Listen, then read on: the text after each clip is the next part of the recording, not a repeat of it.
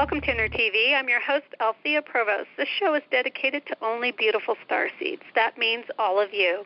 Suzy Hansen is our guest today, author, speaker, dual soul experiencer, UFO researcher, and director of UFOCUS New Zealand. In this interview, we will explore her contact experiences as a Zeta Gray consciousness. Suzy Hansen is the author of The Dual Soul Connection, The Alien Agenda for Human Advancement. Welcome, Suzy Hansen, to InnerTV. Thank you very much, Althea. You're welcome. I'd like to start with Chapter 5, Illuminating Light. And the setting is Gisborne, a coastal town off the east coast of New Zealand's North Island, which overlooks the South Pacific Ocean, apparently home to UFOs and little gray aliens. Like a moth to the flame, you moved to Gisborne, New Zealand during the late 1970s when it was experiencing a UFO flap. Over 200 people were reported missing time, alien abductions, sightings, scorched earth, appearance of matte black or silver black UFOs, and blue-green crystalline material, a.k.a. alien hair, falling onto vehicles and properties before promptly disappearing. Should I say welcome home, Suzy?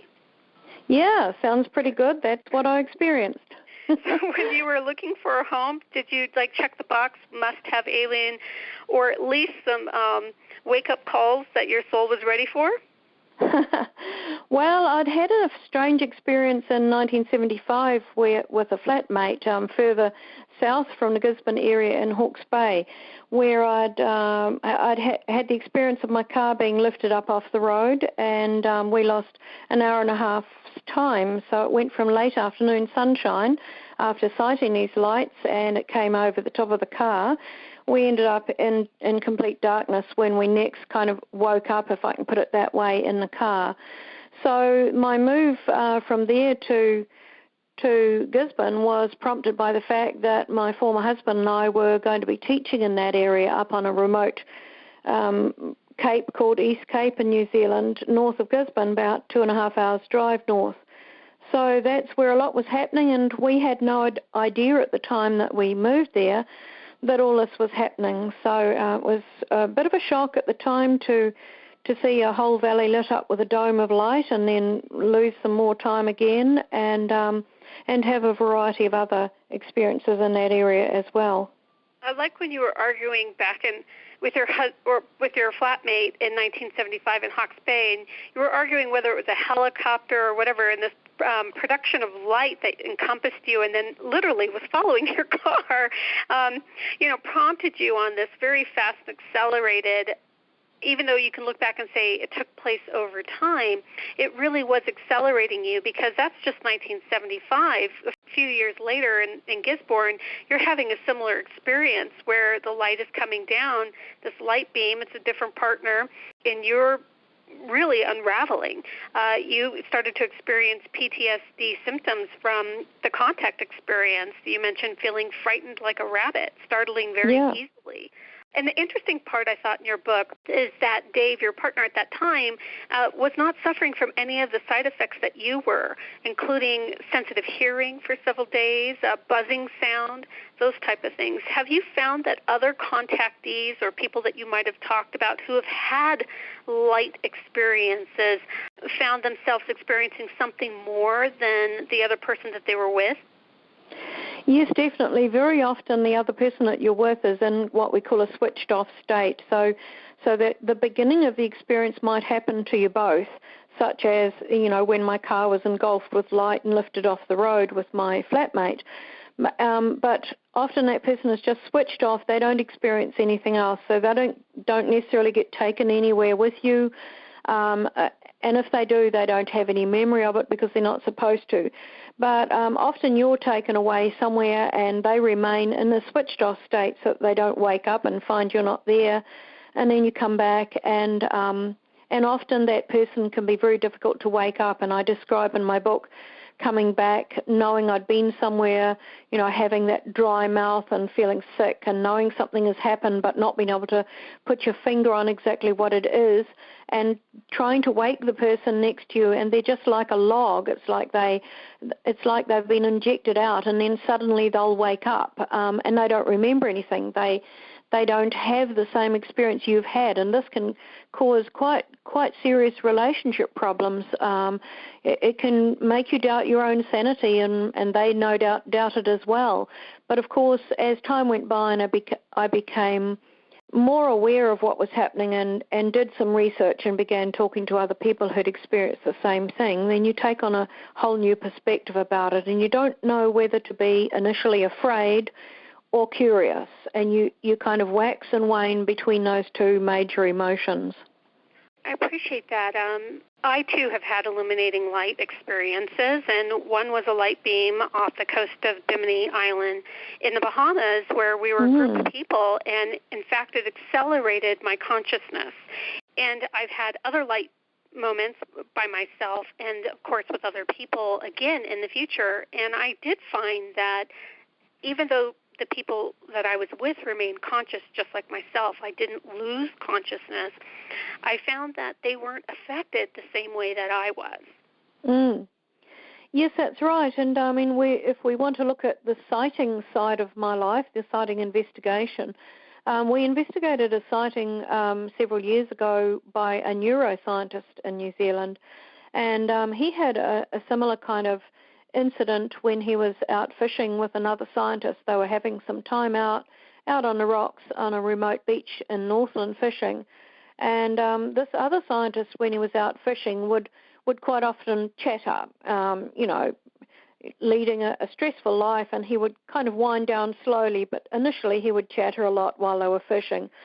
And the neuroscientist noticed suddenly that his friend had gone quiet, and he turned to look at him down on the rocks next to him and realized that he was in some kind of trance-like switched-off state. And then the neuroscientist felt this sudden urge to look upwards, and up above him, crossing the sky, was a UFO, and he was able to describe it. It was not a light, it was an actual craft, it was not an aircraft, and he watched it as it went out of view, and once it had gone passed from their view, the other person accompanying him out fishing sprang back into life and carried right on chattering as if nothing had happened. So these are perfect examples that are experienced by people right across the board of the ET's ability to just put us into some kind of suspended animation at will. I had that happen just recently. I took a group of starseeds to Ireland, which just actually had a UFO encounter with some, airline pilots. Anywho, when we were there, 4 of us in the group were woken in the middle of the night, and each had individual experiences, but 2 did not. It's interesting how it singles out some and not others. That's right. And I think that they use a variety of things to do that, not only technology, because they have talked to me on craft before about how they can sweep, in inverted commas, sweep a whole community or town or whatever, and they can actually select out people by your energy field who have a leaning towards psychic ability or whatever. They can actually read your frequency, so to speak. But they also use technology to do that, but they also use their own consciousness as well. With 40 years of ongoing investigation in New Zealand, why do you think Gisborne, or even just that North Island, what do you think is causing that particular area to progress in its contact experience? At the time in 1978, early 79, it was really 77 through to 80 actually, there was a worldwide UFO flap. So if you read through some of the old UFO magazines from around the world, you'll find this huge increase in sighting data for that time period. So we were definitely being visited here on our planet at that time quite intensely. There was some study going on for some reason, and you'll find that almost every country had an upswing in sightings at that time, and it really began to usher in a much more complex and deeper contact arena as well worldwide. But Gisborne, I think, I don't quite know why there were so many sightings in that particular area, and in particular in the Waimata Valley north of Gisborne, which is quite a remote, steep kind of a valley, and perhaps that's one of the reasons why there were so many sightings up there. But of course, right in the middle of the Gisborne Flap, you had the Kaikoura Light sightings that occurred further south. So there were actually sightings carrying on right around New Zealand, but there were some that stood out more than others simply because of the amount of sightings that took place in that one area. And Gisborne was one of those places, and of course around the Kaikoura area was the other. You know, in April 2004, I was called by Spirit, literally called to go to New Zealand. I got on a plane by myself. I flew there, really had no itinerary, and was traveling up the Coromandel off I-25. And I had high stranges. In fact, basically my third eye burst open, and very painfully as I was driving along day. And so I have found that area has had a very strong pull. And I had no reason to go there. I mean, in all honesty, it wasn't like on my bucket list or anything like that. It was just part of my awakening.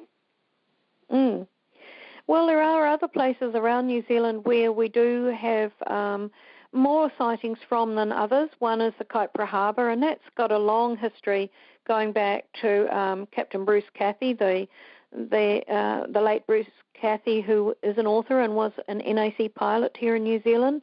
He had a sighting of a submerged object that wasn't any kind of submarine or sunken ship in the Kaipara Harbour from when he was flying over that area. But also the Dome Valley north of Auckland, that has quite a lot of spooky stories coming out of it and some quite stunning sightings that have happened there. And right across the central North Island around the volcano area, we also have had a lot of sightings from that area. And we document sightings that take place around the time of seismic and volcanic activity, and we share that information with a similar group in Chile who also document that kind of seismic volcanic connection. Before I flew out to New Zealand, I was having dreams of underground bases along the peninsula. And in your book, you talk about going on a ship and then being submerged into water and going into an underground base. Do you happen to feel it was New Zealand or someplace else on the planet, or interdimensional? Well, I was told, mentioned in my book, that I was told that there was a very small base up the head of the Waimata Valley north of Gisborne, a very small one, just for camouflage, shall we say. But no, one of the ones I talk about in my book where there were lectures taking place that I was taken to attend, that was in the Tahiti area. Also, Robert Salas, who's a very well-known speaker in the UFO field and a good friend of mine, he's an American whistleblower. He is currently doing speeches about these underground bases using witness testimony, and he uses some of mine in that, but also from his own experiences of underground bases. So they definitely exist around the planet, and, you know, there's plenty of people who can give testimony about having been there. I'd like to return to that magnitude of light that you spoke about. You mentioned in your book, and I do appreciate the fact that you brought in Dr. Ruby Shield, emeritus astrophysicist, Harvard Smithsonian Center Astrophysics, who basically came in and provided a lot of epilogue to your book, you know, his own scientific understanding of what you were talking about. Because when we have a magnitude of light that basically transforms day to night or night to day, it's almost like you start to discount it. You're thinking, okay, it is ball lightning. You know, it's a helicopter. It's something with the government. And there's a sense of where you start to rule out the things that it could possibly be. That's the researcher that starts to emerge when you have the experiences, because you're trying to make sense, logical sense of the things that happen to you. Have you since moved into a direction of what you think that light is? Well, I do know, certainly with the Tokomaru Bay experience I discuss in my book with a big dome of light, I do know what was creating that light, and it was a craft. Later came over the car and took me on board, and my former husband was in a switched-off state. But, yes, I think that you're quite right. I would be very concerned if people did not go through the logical steps of trying to explain away an experience. I think that's the normal, rational kind of reaction that that humans generally take. They try to put it into a known box because that gives you a safer, more reassuring feeling. But of course, every now and again, your consciousness and your memory of the experience leaks out of that box, because somewhere in the back of your mind, you know that those logical explanations you've assigned to it do not actually fit the description of what you experienced. And when you reach that point, that's when you really start to do some research. And the thing that I have always done with my contact experiences is try to approach them with the same investigative attitude that I take to a UFO sighting. And as a result of that, I've actually been able to gather a lot of corroborative evidence and witness testimony and other kinds of corroboration of my experiences that has proven to me without a shadow of a doubt what I did experience, that it was ET contact and that it wasn't these other things that your mind kind of drifts to and would like to attach to it because it has a safer feeling. Having said that, none of my experiences have been negative. They've been very positive contact experiences, but in the mix, I have had times where I've been really scared because I couldn't quite ascertain what was happening, and it wasn't until things unfolded over many years that I began to get a better handle on what was happening to me. And do you feel that regression has truly accelerated that understanding? Well, I have very extensive conscious memory, so I've had regressions on incidents where I wanted to fill in the gaps. I've got a lot of memories that start and end at the beginning of the experience and when I'm getting back into bed at the end of it. And I remember very, very fully everything in between. But, of course, there are other experiences that I might remember the beginning and a bit in the middle and nothing much else, for example. So those are the ones that I have had some regression on. And I think that regression, more than really informing me as so much as confirming to me that this is real, and in particular, some of the direction I'm taking at the moment is gathering corroborative evidence on some of the technology I have seen, because that has become the number one thing I think that really validates my experiences, and that is I've been able to describe from conscious memory decades ago technology which we are now only just beginning to develop ourselves decades later. And there's no way I could have had any depth of understanding of that kind of technology, which at the time seemed like magic, if I hadn't actually experienced and used or observed that technology in action on craft. Section advanced technology, because what you're doing is you're showing that it's consciousness-assisted technology, where the consciousness of the being is fused with that technology. So you're talking bendable iPads, 3D scanning devices, ability to expand space in tight quarters. You experience light elevators, advanced surgical technologies, and this is way before we even existed, let alone on this infantile expression.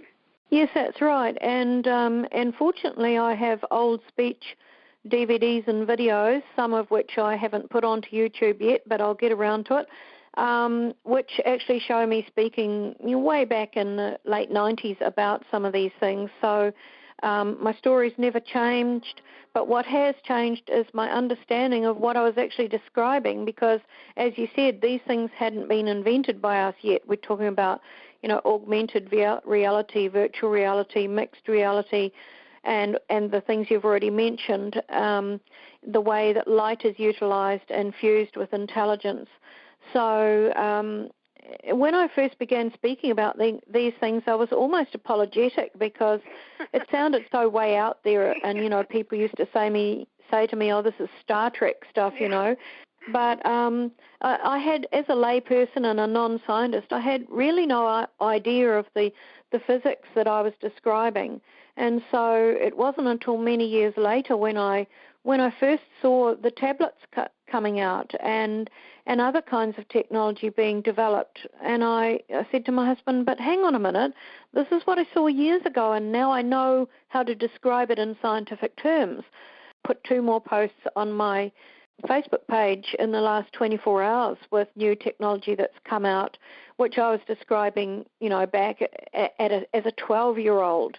So, there's got to be something very distinct in this, and I'm now asking, well, why was I given all of this information and allowed to see all of this? And I'm now meeting other experiencers worldwide, only a very small handful, but still I am meeting other experiencers who can describe the same thing and can prove, as I can, that we were talking about it years ago. So this is very validating. Not that science or skeptics are going to take too much of it in a hurry, but it is certainly out there for the general public and people in the UFO field to look at and digest.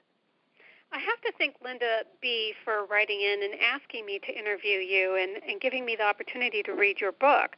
And she asked the question, when on board the craft, Suzy has been taught many wonderful skills, which she has said she can do at the time.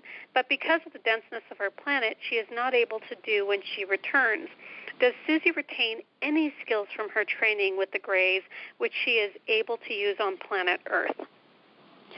Well, that's a very good question, and I think you'll probably get the same answer from most experiencers who've been taught how to do things with their mind on the craft. And as you pointed out before, when you're on a craft, your awareness or your frequency, whatever label you like to give it, is at a very high level. And when you go on a craft, you're encouraged to raise your vibe, so to speak, and extend your aura and prepare yourself for the kind of communication that takes place, because we don't have that kind of communication here in our day-to-day lives.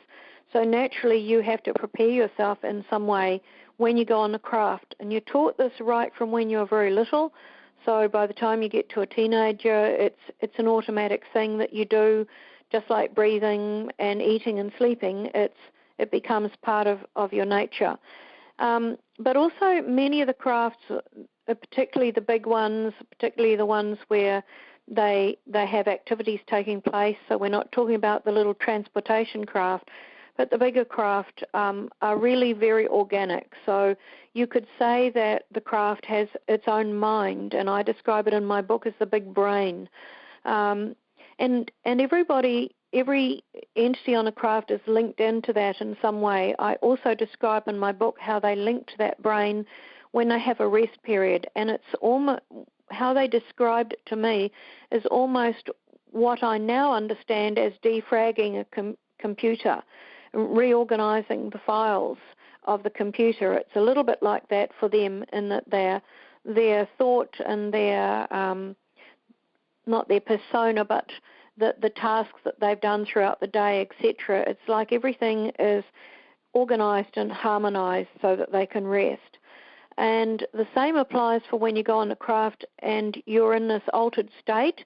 When I say altered state, I simply mean that you have an elevated consciousness and you're able to tap into that, and you get this assistance and elevation from the craft itself, but also from the consciousness of the entities around you or who you are dealing with at the time. So we don't have that same environment here. So many of the things that you can achieve on a craft in that heightened state, you can't achieve here, like being able to form a hologram with your mind and put it out there in front of you in the air. We can't do that here. We don't have that accompanying technology or an environment that facilitates that. What I have found for myself is an heightened sensitivity to the organic structures of other people, including what their viewpoints are, emotional states are, what's hidden in their subconscious. And so if I'm working with somebody, I can feel all that at one time. There is no separation between myself and that person. So there is what you would call no hiding. And for me, when I'm experiencing the ETs or the Greys, my Grey family, there is no hiding. There isn't anything that you could hide. You can't have a thought to yourself. It exists within the whole holistic structure of consciousness, so everybody has access to it. I guess you could call it a hive mind, but truthfully, it's one mind. And we're still fragmented down here. We're still in separation where we can believe, and it's a belief, that we have a separate state of consciousness than somebody else. But in fact, that's not true. That's very true. Certainly as a kid, I can see evidence of little bits of those abilities and things that I was taught leaking through the subconscious and coming out in terms of psychic abilities and being able to sense emotions, being able to communicate with animals, and sometimes knowing what a person is thinking, which was sometimes different from what they were saying. So, but all of those things are also claimed and exhibited by mediums and clairvoyants and psychic who are able to reach that slightly elevated awareness that's a little bit further on than what the man in the street might be able to do. So certainly there were lots of things leaking through, and I think my open-mindedness and my thirst for knowledge as a child and teenager also was coming through from what they were teaching me on the craft. So yes, we have that sixth sense that we can use ethically in situations where we're working with people, as you've pointed out. I was in a situation which I describe in my book too, A Glimpse of Cosmic Consciousness, which was where we were taken into a room which was very closely linked to the consciousness of the craft. And we underwent this experience, just a small group of humans, where they were trying to actually get us to disintegrate our bodies. They stood in front of us and slowly disintegrated theirs into a form of matter that just drifted around in the room, and they could reform into other shapes, and they were encouraging us to do the same. And I think it was a bit of a test situation where they just wanted to see how far they could stretch us. We were all humans who'd been on the craft since childhood and before incarnation, and we'd taken part in these consciousness activities many times, and they just wanted to see if we could do that. But on that occasion, we couldn't. We just couldn't let ourselves go. But at the same time, we shared that oneness that you've described, where we could feel their joy and we could feel their love as an all-encompassing emotion in the room, which we all shared. I'm not sure if you felt this as well, but when I'm linked up to my Grey family, one of the things that they'll show me is a little bit beyond hopes, dreams, and wishes. So, for example, if I'm working with someone, they might flash in my mind's eye or give me an emotional landscape of the person where I could see that that person might not evolve at the rate that I'm hoping, wishing, or wanting, but at the rate that's appropriate to them. How can I say it? It's given with an equitable amount of love, but it isn't necessarily the way that we would hope it would go. Yes, I would agree with that.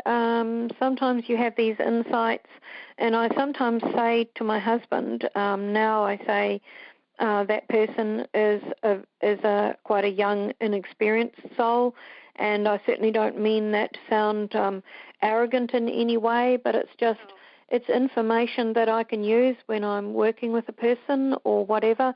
It just helps me to be able to relate to them in an appropriate way, as you said. They are here to learn something in the same way that I am, and we all are, but it's helpful to have a little insight sometimes that assists us. In Chapter 33, The Mist, I found that your experience is phenomenal, and I became very curious about it because I've had my own mist experiences as well. But here you were experiencing a linear sequence of events. So here comes the mist, a man walks towards the car, warns you of a slide, your driver motors on, and you have that experience. So there's no break in consciousness. Yet, through regression, you found that far more happened. You, alongside with the passenger and the car, were taken up into a craft.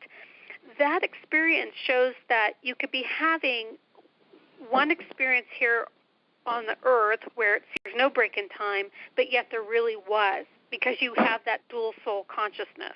Yes, that's right. And the clever thing about that was that the ETs used that situation of having what we call wave cloud over the Kaimai Ranges, which we were about to cross at that time.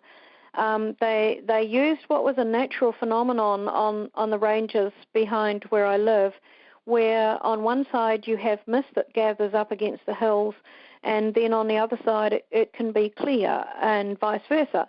So it was very easy for the people that I was with to not remember anything at all, because it seemed a natural progression to them through one stage to another, that when our car was plonked back down on the road, 26 kilometres ahead of where they'd taken us up, it seemed natural that we were in mist. Because that's what it's like on that side of the Kaimais, but then suddenly we shot out of that mist, which had actually been created by them, and there was a clear view of the city of Tauranga with, you could see all the orange street lights below, and there was that moment of confusion of, well, where the hell are we, that can't be Tauranga, but then they passed it off quite easily and quite quickly because of this wave cloud situation that the ETs had utilised, whereas I knew something very different had happened in the interim, and I knew that time had elapsed in some place that was not necessarily time elapsed here, but time elapsed there, and I have experienced that on a number of other occasions. On that particular one, you were shown essentially that the power of positive and negative minds to affect life, and that was a massive teaching, because really you're seeing the dual opposites here on the planet and the effect that it can have on life, because this was preparing you for, I would say, for some of the future chapters that you were about to talk about, which is the dire warning or the chaos on the planet. Did you feel, when you looked back at that experience, do you feel that it really gave you a handle of understanding the two energies or the polarities that are on this planet? Yes, the dyadic principle, yes, definitely.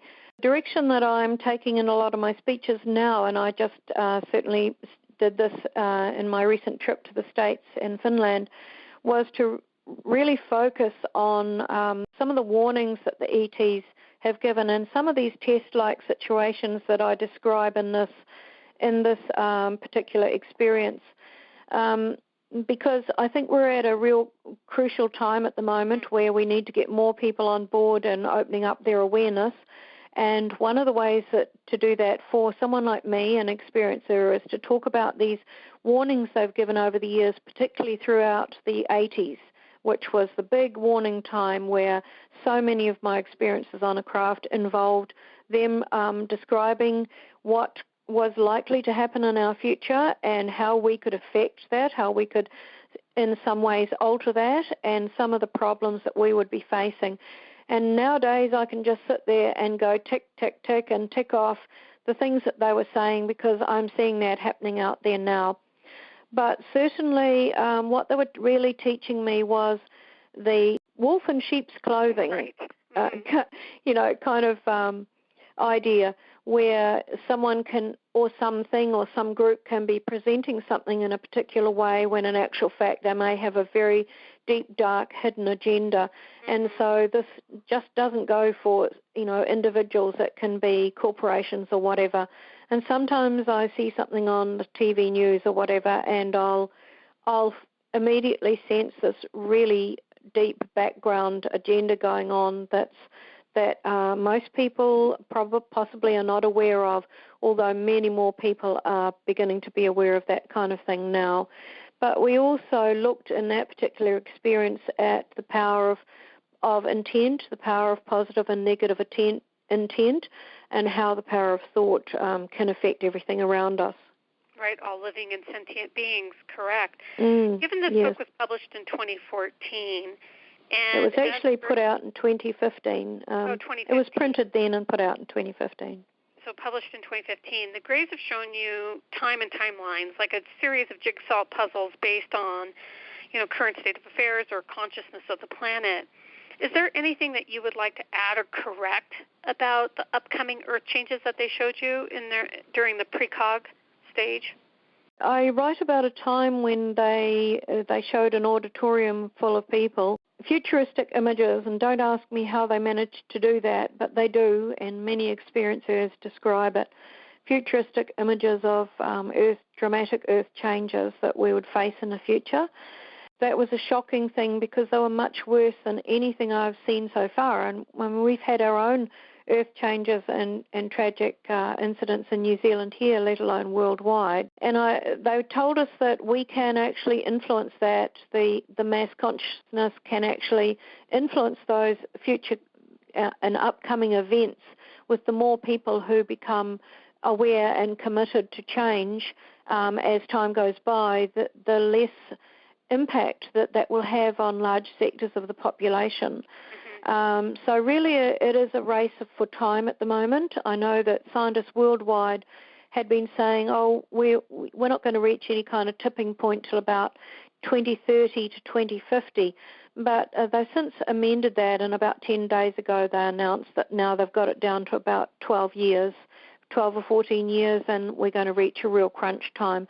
So there is a sense of urgency now that many people are feeling and expressing. Wherever I go speaking, I hear people expressing that to me, that there's something they want to do, there's something they need to do.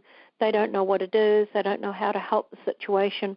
And my standard response to that, as an interim response, unless they want to go much deeper and read my book and listen to speeches, is just to say that they are to lead a good life and remember certain old-fashioned principles such as kindness, and remember that our power of intent and the intent with which we do everything in our lives, our spoken words and our thoughts, is what makes that change to the mass consciousness. It's really not that difficult to change mass consciousness in that sense. The environment is something else again. That's something we really need to work hard on. But by changing our mass consciousness and our intent in all things, we can actually have quite a dramatic effect. I agree, and I'd like to say integrity too. Integrity with, how you're utilizing your resources and your voice. Yes, that's right. I think, yes, integrity in everything, and especially at the moment in the spiritual fields, if I can put it that way, the people who are following a variety of spiritual dogmas or beliefs or systems or whatever, but also in the UFO field, I think that integrity has quite largely gone out the window, and there's a lot of people coming into the field who see it as a great place for exploitation. So there are a lot of changes taking place in the UFO field at the moment, and I feel that there has to be a big sorting of the wheat from the chaff before we can actually move forward and actually make some progress. I agree. You speak about the third wave, the children who are the implementers, as you call them, and they're responsible for implementing sweeping positive changes in our world. Like their parents, they are dual souls, or like yourself. What advice do you have to parents for these children? At the moment, as I state in my book, the Greys refer to them as the concealed ones. I think a lot of people these days, because of information promoted by certain contact researchers, I think a lot of people mistake the third wave for the star kids. The third wave are not the star kids. The star kids, and I don't really like to use that terminology because it's overused now, but I'll use it in this situation. The star kids are part of the first wave, and they're actually only a very small percentage of the total picture of the three waves agenda that I outline. But the third wave is something else again. They have had a vast education on board craft, both as a soul prior to and since reincarnation, as a human being taken on board craft, but also in what I call the grey identity of the dual soul. So they've had a much more broad experience on board craft than many of their parents have, and I would consider that my experience on craft throughout my 64 years has been quite extensive, but theirs has been even more so. And I think that they are the ones who are going to eventually begin to remember their experiences as they get older, and as certain situations arise in the world that will trigger those memories and trigger the requirement for them to wake up and to start consciously doing what they've been taught to do. In the meantime, they're getting themselves into positions of influence and authority in a positive sense right across the board and around the world in areas where they can make some pretty intense and sweeping changes as is required in the future. And they'll be in their late 30s, 40s and early 50s by the time they do that. And therefore they'll have quite a lot of experience behind them. It's beautiful that you pointed out that it's not in their nature to abuse power. That integrity is really a built-in substance that they're working from, which I deeply appreciate, and that their childhood isn't really put out. They're not moved out because of their skills or their capabilities. It's really to keep them in that level of protection and safety, out of visibility, so that they can have a life and do the things that most children can do, so that later in life they can be an impact without necessarily being compromised.